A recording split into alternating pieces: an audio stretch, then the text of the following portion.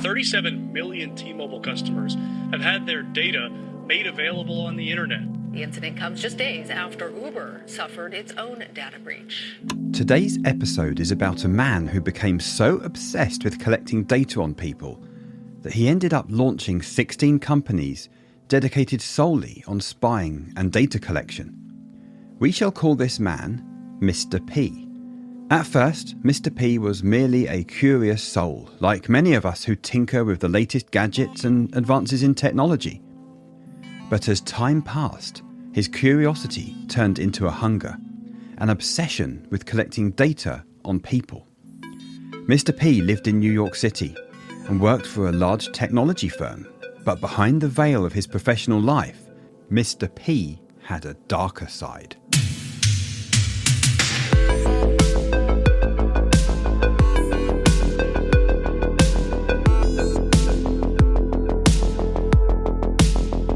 He began to develop software that could track people's online activities and monitor their every move. At first, it was just a hobby, but soon his obsession grew and grew, consuming him entirely. His curiosity turned into a kind of mania, and Mr. P began to spy on his friends and family members, recording their conversations and tracking their movements.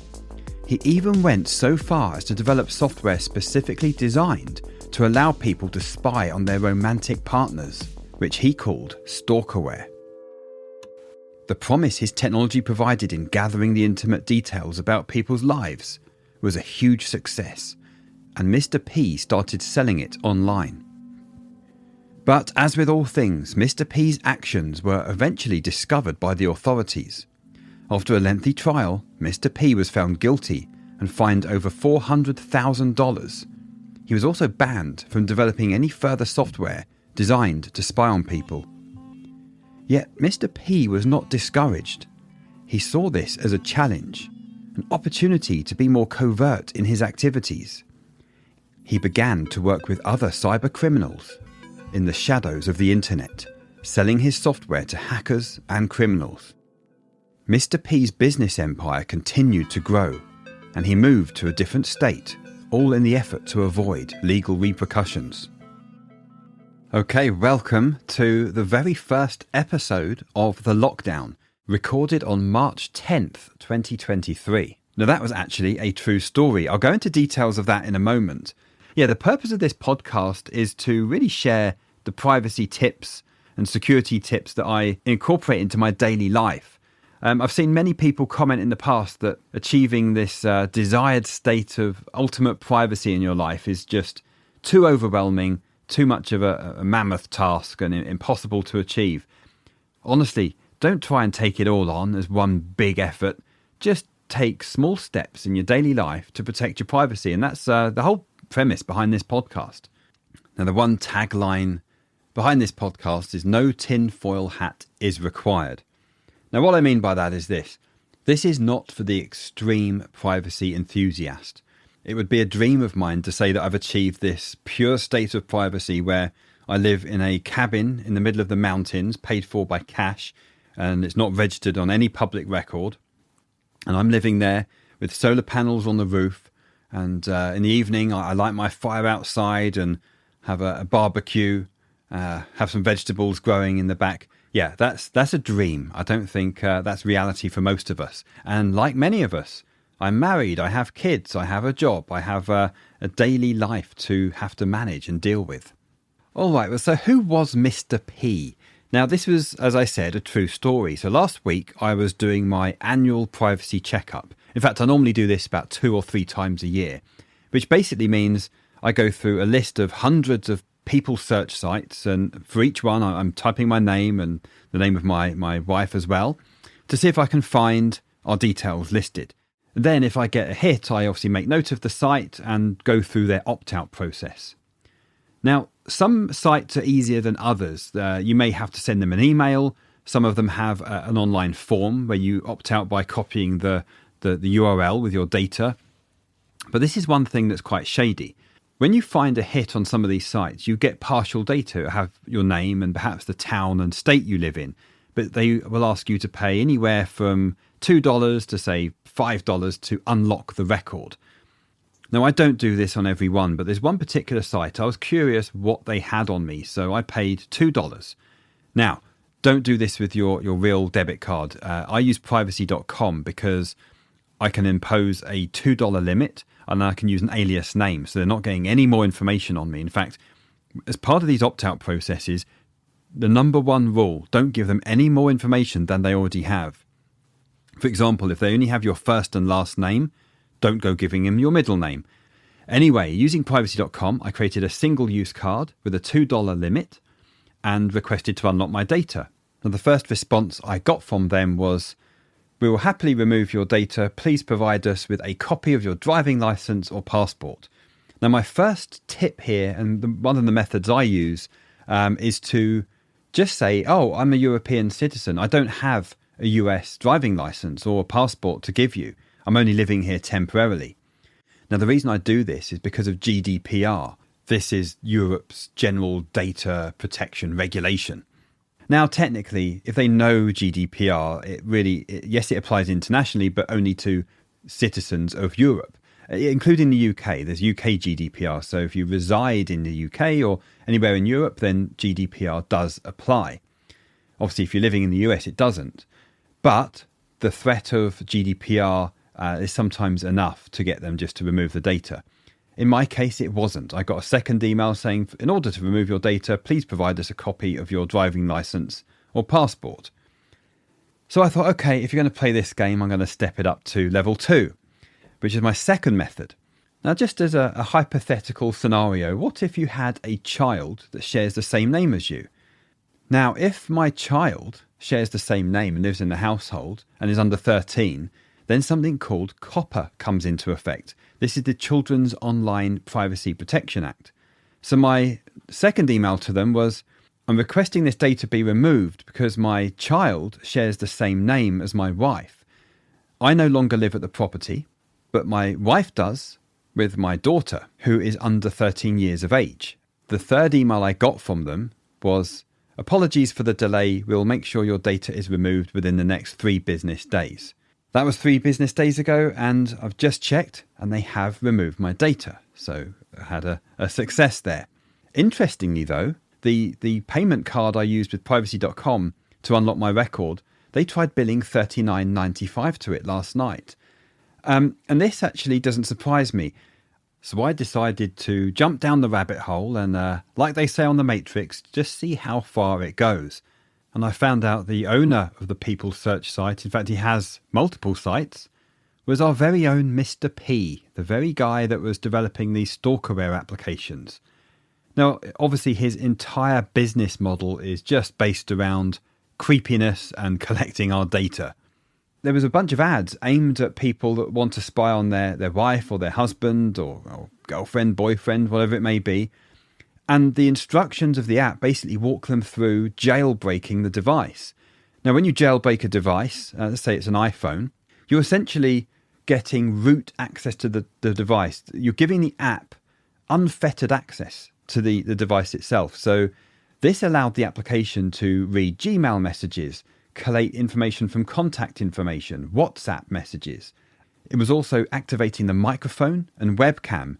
Now, I don't doubt for a moment that the app developer behind this isn't using all this contact information that this app is basically sucking up to complement their People Search database. And this is the problem. And one part of privacy that you cannot control. How are you going to stop a friend storing your name and home address in their contacts, and that very friend ends up installing one of these malicious apps and leaking your data? Now, I'm sure they're not going to do this intentionally, but people don't realise this is the kind of threat that exists out there. In the show notes, I'll be sure to include a link to the news article, and you can look at all the gory details for yourself. In the UK, where I am originally from, a lot of data, such as the electoral voting register, is indeed public information, but you had to physically go to the town hall and request it in person. I never actually did this, so I have no idea what the process is or how easy it is to do it. But the fact is, it just was not available online. And this is actually one of the most surprising aspects for me moving to the United States. Now, what can we do about it? Well, I guess the first option is we can just try and opt out from being listed in these public records. In my case, I did approach the county and asked if they could redact my information. I just got met with absolutely not. This is public record and we can't do anything about it. Now, I guess this does depend on the state in which you live, but there is another option. The second option is to put your home, your title deed of your house, into a revocable living trust. Now, a revocable living trust is basically a legal arrangement in which a person known as a grantor transfers the ownership of their assets into a trust, which is managed by a trustee. Now, the grantor and the trustee can actually be the same person. In fact, this is very common.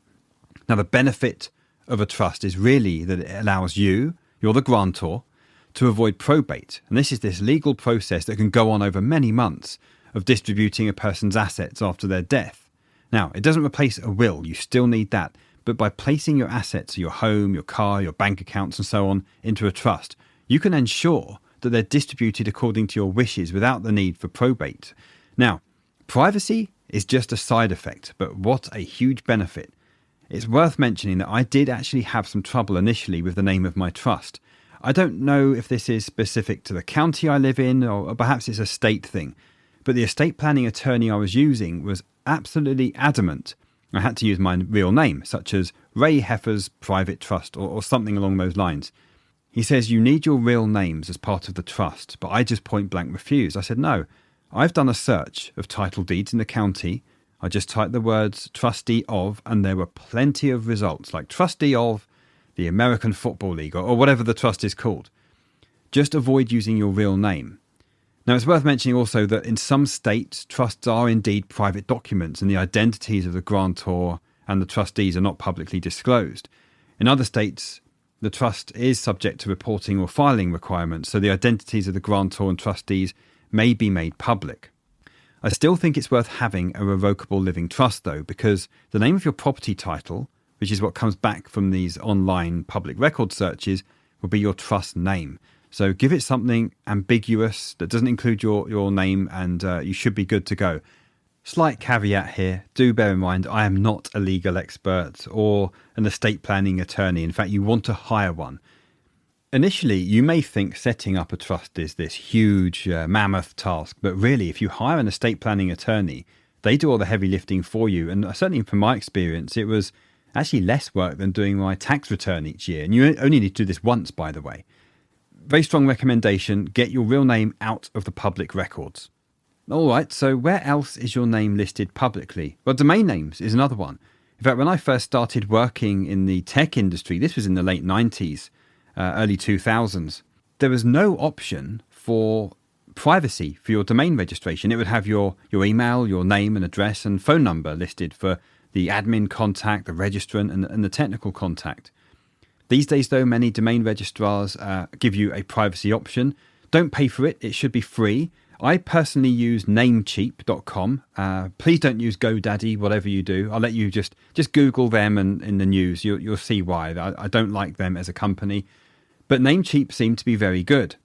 They offer a free privacy option and their domain prices are pretty reasonable. I like the security. I've got two-factor authentication on there. It's a nice, straightforward process. It's just worth noting, I'm not sponsored by Namecheap, or in fact, I won't be sponsored by any of the companies I mention in this podcast. They're just genuinely companies that I've used for at least the last 4 or 5 years and had a good experience with. Okay, so what do you do when your personal data has ended up in a breach and it's available online? Nothing. There's actually nothing you can do about it at all. If your data is in a breach, then it's too late. You're not going to be able to go to these breached forums or some site on Tor and say, yeah, excuse me, could you take my information out of that breach? Thank you very much. That's just not going to happen. But this is what you can do. First, you've really got to assume that a breach is going to happen. So let's take control of this from today, right now. Every single company that you deal with, whether it's your account with Starbucks or you have a rewards account at the local barbershop, when you give them any information, you don't give them your real phone number. You don't give them your real address. I'd say optionally, don't give them your real name, but that may be going into the more extreme side of things, which leads on to I think it's my third tip. I'm losing track.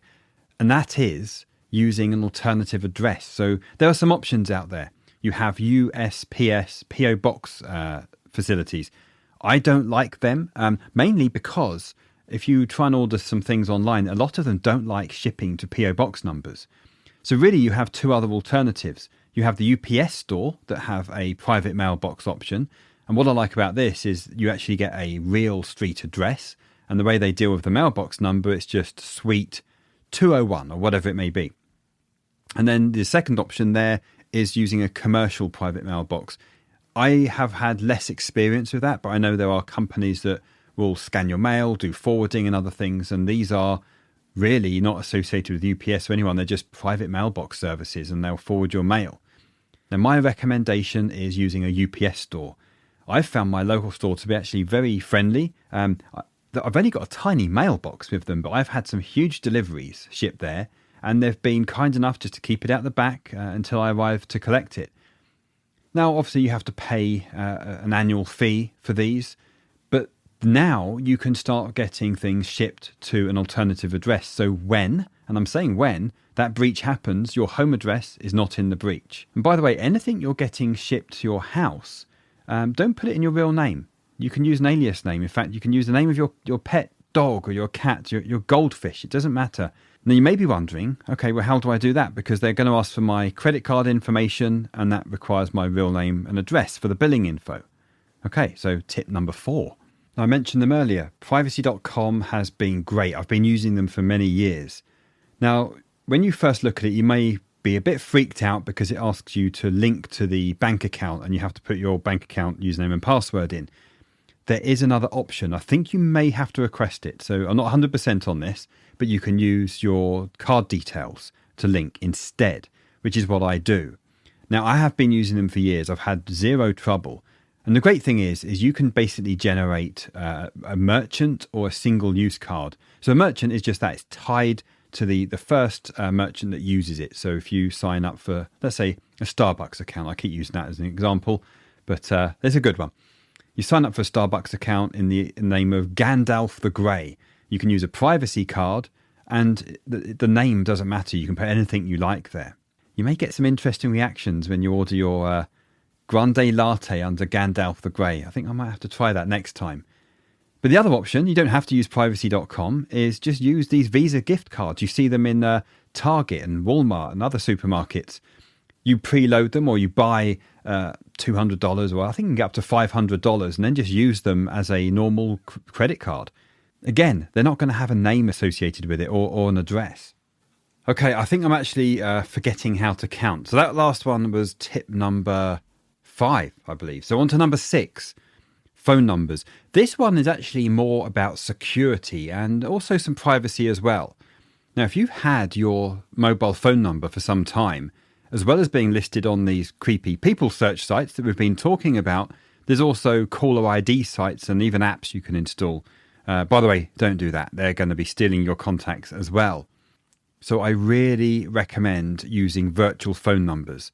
I personally use MySudo. It's an app you can get for Android and iPhone, and it allows me to have up to 9 virtual phone numbers. I have one for personal, one for work, one for banking, one for travel, one for junk. I've got another one in the name of Elliot Alderson from the TV show Mr. Robot. That's just for a bit of fun. If someone asks for my phone number and I don't really want to give it to them, I'll put on the persona of Elliot. But either way, I don't give my real cell phone number out to anybody. I don't know what it is. I don't care. I essentially just use the SIM card for data.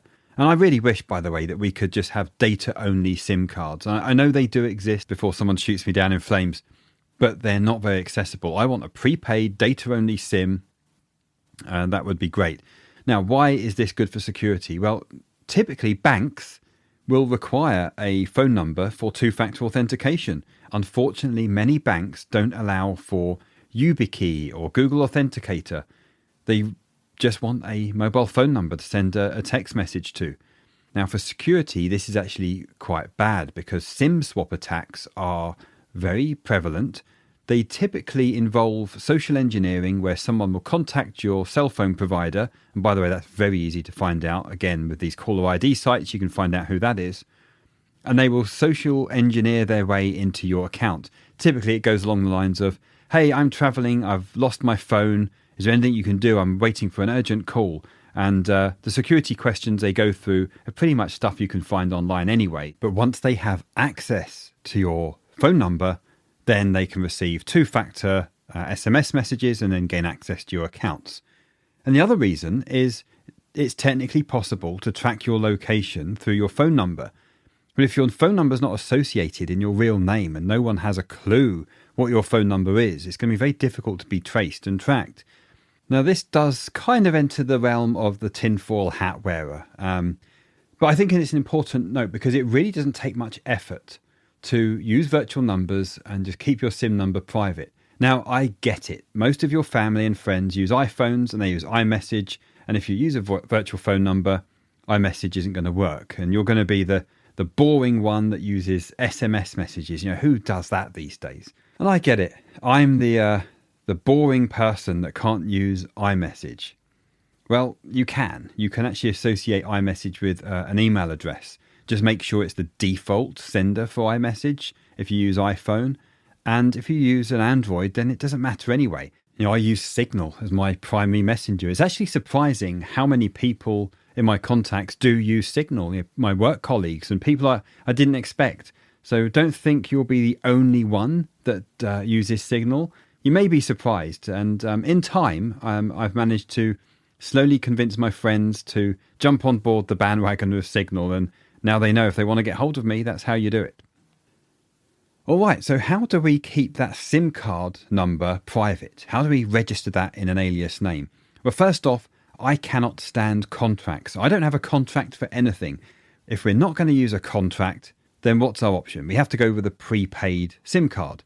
Now, I get it. You're not going to get a free iPhone every year, and prepaid is slightly more expensive. But I do think the benefit we get with privacy is really worth it. Now, the two prepaid plans I use are SimpleMobile and Mint. And you can pick these up in, I think, Target and Walmart and places like that. You can get them online.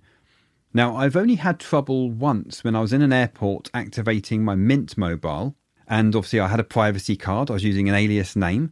And they wanted me to call in. And I did. I called and said, I'm trying to register online. It's not letting me. I'd like to do this over the phone. And I actually had no problem at all. I guess they just wanted to make sure I was not ChatGPT, actually, or AI, or whatever it is they're concerned about. So SimpleMobile and Mint, they're both really good options. And again, if you use privacy.com, you can use any name for the billing. So it's not going to be tied to your real name. Now, obviously, once you do that, don't give that number to anybody. Now, there are going to be situations where you try and register with an online service. It needs a phone number and it will send a message. And because it's a virtual number or this VoIP number, you don't receive the message with the code. Now, in that case, I actually have a number of secondary or burner SIMs. These are the cheapest option I can get with SimpleMobile or Mint, just for that reason. I pay for a month. The minimum amount is like $10 or whatever it may be. And then I just burn that and then go on to the next one. Okay, it's not ideal and it's almost encroaching into this tinfoil hat territory, but it's what I do. So to summarize, then, this first show, we had, and I've lost count, but I think we have 7 tips. So the first one is our privacy checkup. Go through all the people search sites and all these caller ID sites that have your details and request that they do an opt-out. Number 2, you're going to put your home into a Revocable Living Trust. This is going to remove your name from public records. I think this is the biggest and probably, okay, it's going to cost some money hiring an estate planning attorney, but the biggest thing you can do for your privacy. If you have any custom domain names, use Namecheap, use their privacy option. That's number 3. Now, number 4, set up a private mailbox, whether that's with a UPS store or one of the other commercial private mailbox providers. Just have something where you can get your primary mail forwarded to. Number 5, privacy.com. Again, you don't have to use them. I find them incredibly convenient. In fact, I pay a monthly fee for my privacy.com account, but the amount I spend with them, I get well over $40 cash back each month. So it's very much worth it. I actually earn more than I pay in the monthly charge. Number 6, MySudo. It doesn't have to be MySudo. If you want to use Google Voice, I know the de-Googlers out there are going to be going completely crazy at this. But if you use a virtual phone number, you're not going to get SIM swap attacked. Maybe that's a very low risk for you, but I highly recommend it nonetheless. And finally, use SimpleMobile or Mint for a prepaid SIM option using privacy.com or even a Visa gift card, so you can pay for that in an alias name. Now, I did say don't give that number to anybody. There's one exception. I always put the well-being of myself and my family above everything else, including privacy. If for whatever reason MySudo is down, or you use Google Voice and they've ripped your phone number away, which can happen, and there's an emergency, I want my family members to be able to contact me. So my wife and kids are the only ones that have that real SIM card number. Always put yourself first. Privacy is great. It's all good fun. I do this as a hobby as well. I want to see how far I can push it, but the number one rule I go by is the well-being of myself and my family always comes first. And that concludes the very first episode of the lockdown. Now, the timing is very uncanny because just as I was recording that last piece, I heard this huge bang outside. Unfortunately, I didn't catch it on my mic, but it sounds like a transformer has exploded somewhere in the neighbourhood. The power briefly went out, my UPS kicked in, but luckily I've still got this podcast recording and we're all safe. Okay, so as I conclude this very first episode of the lockdown, remember, privacy can often be seen as this huge undertaking, and it can actually get some people down. When you look at all the different things you need to do to really become anonymous online, it can seem really overwhelming. And quite often I've seen privacy fatigue where people just give up. And let's not aim for perfection. I don't believe 100% privacy is even possible. Just take practical steps every day, and over weeks and months and years, you will become more resilient and private online. I do hope you enjoyed the show, and every week I'm going to share a story of something interesting I found, or even something that's happened to me, along with the tips and tricks that I'm using on a day-to-day basis. Stay safe out there, and thank you so much for listening.